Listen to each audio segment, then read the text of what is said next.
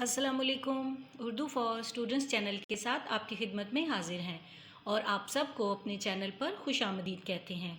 कैसे हैं आप सब? उम्मीद है कि अल्लाह ताला के फ़ज़ल व करम से आप लोग बिल्कुल खैरियत से होंगे। आज आपकी खिदमत में एक नए टॉपिक के साथ हाजिर हैं। आज हम बात करेंगे ख़त नवीसी की। जी हाँ, ख़त नवीसी यानी ख़त लिखना। ख़त क्यों लिखा जाता है, ख़त लिखने का तरीक़ाकार क्या है और ख़त लिखने के दौरान कौन कौन सी बातों का ध्यान रखना चाहिए, ये सब चीज़ें आपको इस वीडियो में देखने को मिलेंगी। वीडियो को आखिर तक गौर से देखिएगा और तमाम अहम बातों को ज़हन नशीन कर लीजिएगा। चलें तो शुरू करते हैं अपना आज का सबक। जी, सबसे पहले सवाल ये है कि ख़त नवीसी क्या है, यानी ख़त क्यों लिखा जाता है। कहते हैं कि ख़त वो तहरीर है जो फासले और दूरी के बायस लिखी जाए। ख़त एक तरह की तहरीरी गुफ्तगू है, यानी जब आप किसी से दूर होते हैं या आपका कोई घर वाला, आपका कोई दोस्त या अजीज़ आपसे दूर हो या आप कहीं दूर रह रहे हों और आप किसी से बात करना चाहते हों तो आप लिख कर गुफ्तगू कर सकते हैं और इस तहरीरी गुफ्तगू को ख़त नवीसी कहा जाता है। पुराने ज़माने में ख़त लिखने का बहुत रवाज था क्योंकि तब टेलीफ़ोन और मोबाइल की सहूलत इतनी ज़्यादा दस्तयाब नहीं थी और लोग ज़्यादातर अपने अहम मामलात में और अहम पैगामात के लिए ख़त नवीसी को ही तरजीह देते थे। आज भी उर्दू के सिलेबस में ख़त नवीसी को बहुत अहमियत हासिल है। ख़त लिखने का एक मखसूस तरीक़ाकार होता है, यानी एक ख़ास पैटर्न होता है और उस पैटर्न पर अमल करना बहुत ज़रूरी होता है। जी, ख़त को निस्फ़ मुलाकात भी कहा जाता है, यानी ख़त को आधी मुलाकात भी कहा जाता है। जब आप किसी को ख़त लिखते हैं, उससे कोई अपनी बात शेयर करते हैं या उससे कोई बात पूछते हैं, तो इसका मतलब है कि आप उससे आधी मुलाकात कर लेते हैं। हम अपने वालिदैन, बहन भाइयों, रिश्तेदारों और दोस्तों को ख़त लिख सकते हैं अगर वो हमसे दूर हों। जी, ख़त की जो हैं कुछ इक़साम हैं, जिनमें सबसे अहम इक़साम जो हैं वो दो हैं, रस्मी ख़तूत और गैर रस्मी ख़तूत। रस्मी ख़तूत वो हैं जो आप किसी अदारे को या किसी ऑफ़िसर को या किसी भी ख़ास जगह पर जब आप कोई ख़त भेजते हैं किसी कारोबारी सिलसिले में, तिजारत के सिलसिले में, तो उसको कहा जाता है रस्मी ख़त।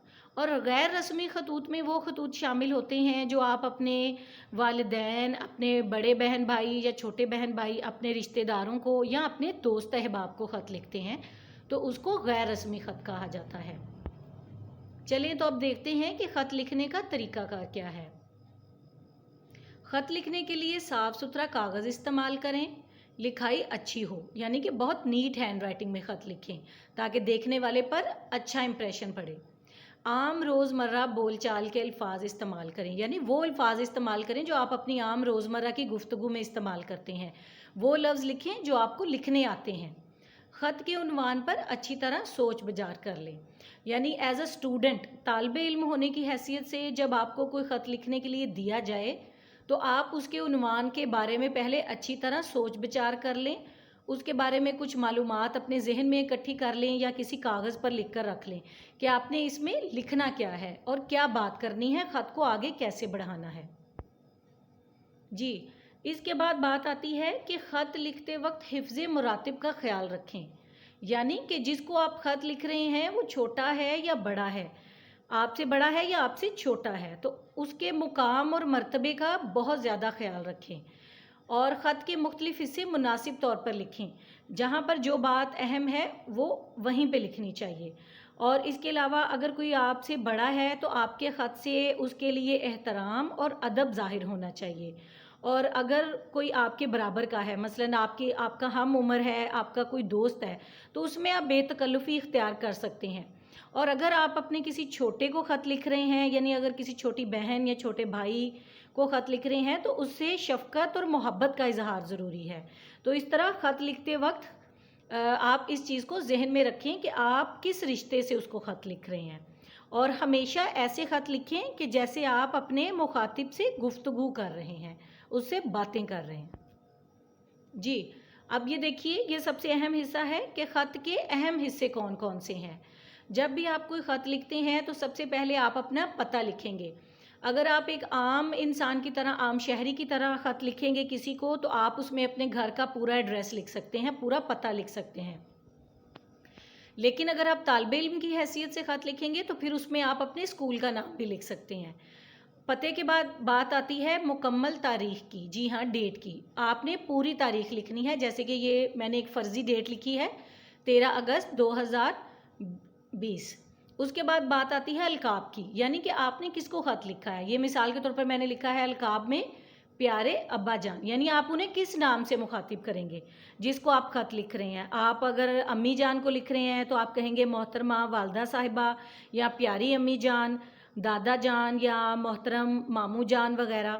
اور پھر اس طرح اگر آپ اپنی دادی جان یا نانی جان کو خط لکھ رہے ہیں تو ان کے ساتھ آپ محترمہ کا لفظ استعمال کر سکتے ہیں۔ اس کے بعد چوتھی جو چیز ہے وہ ہے آداب و تسلیمات۔ آداب و تسلیمات کا مطلب ہوتا ہے کسی کو السلام علیکم کہنا اور اس کی خیر و عافیت دریافت کرنا۔ السلام علیکم لکھنے کے بعد ہمارے خط کا اصل حصہ شروع ہوگا جو کہ کہلاتا ہے نفس مضمون، یعنی کہ آپ نے اپنے خط میں کیا بات کرنی ہے، کس سلسلے میں آپ وہ خط لکھ رہے ہیں۔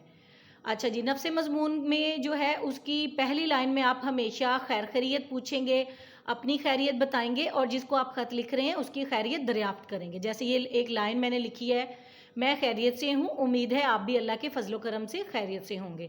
تو آپ اپنے الفاظ میں کسی بھی طریقے سے اپنے بڑوں کا یا اپنے دوستوں کا حال احوال پوچھ سکتے ہیں۔ اس کے بعد پھر نفس مضمون میں آپ یہ بتائیں گے کہ آپ نے کس سلسلے میں ان کو خط لکھا ہے۔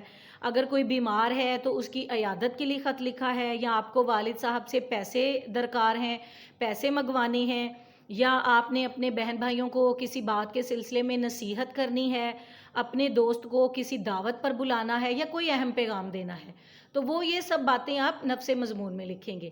اس کے بعد ہم بڑھتے ہیں خط کے اختتام کی طرف۔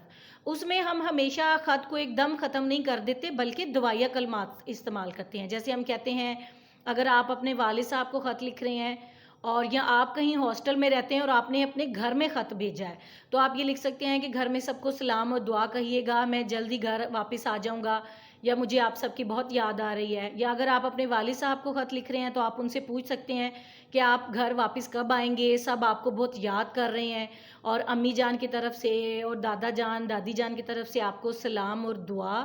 اور پھر اختتام میں آپ ہمیشہ لکھیں گے آپ کا پیارا بیٹا، اور اسٹوڈنٹ ہونے کی حیثیت سے آپ نے ہمیشہ اس کا اختتام میں الف بے اور جیم لکھنا ہے۔ لیکن اگر آپ عام شہری کے طور پر خط لکھیں گے تو پھر آپ اپنا نام بھی لکھ سکتے ہیں۔ ٹھیک ہے، امید ہے کہ آپ کو خط کا یہ پیٹرن، خط کا یہ طریقہ کار اچھے طریقے سے سمجھ آ گیا ہوگا۔ نمونے کے طور پر، مثال کے طور پر میں نے ایک خط بھی لکھا ہے، آپ اس خط کو غور سے دیکھیے، پڑھیے، اور پھر اس طریقے پر خط لکھنے کی کوشش کیجیے۔ ہاں جی، اب اس کے بعد بات آتی ہے کچھ القابات کی۔